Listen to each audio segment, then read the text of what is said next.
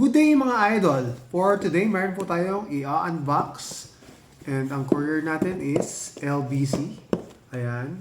Tapos, itong package natin is from Jewelry Empire. Ayan po siya mga idol. So, hindi pa po nabubuksan yan. Ayan po. Kakarating lang. Mainit-init pa po. So, oras po. Oras na po para i-unbox natin.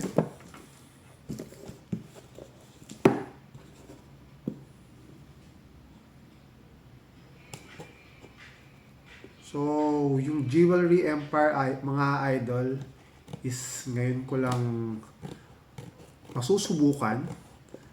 And, tingin ko naman is legit na legit po sila.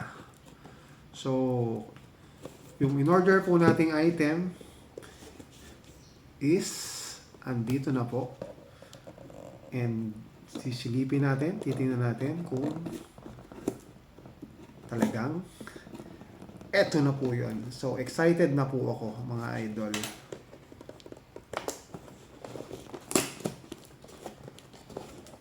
First time ko lang pong umorder sa kanila, mga idol. So, ayun. Eto na po, mga idol.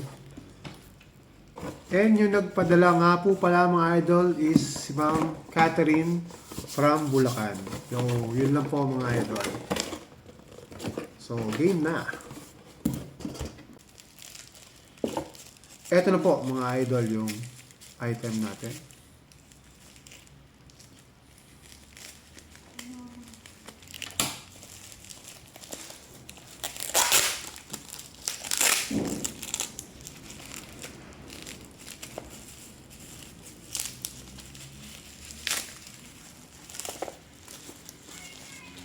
Well packed po siya, mga idol.